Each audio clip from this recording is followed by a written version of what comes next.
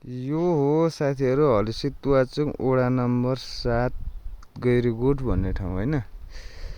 अनि हामी चाहिँ कामको सिलसिलामा बाइकलाई वहाँ छोडेर आएछौँ होइन। देखेन त्यो रुख भनेछ अलि तलतिर यहाँनिर छ बाइक। अनि यो पहिरो यो अस्ति नै यो बाटो खन्दाखेरि झरेको पहिरो र हामी चाहिँ माथि गएर आएको अहिले।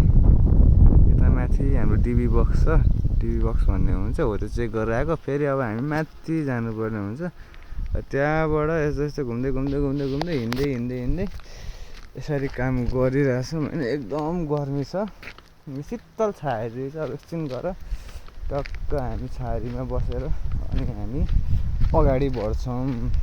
अनि के छ एकदम राम्रै होला होइन।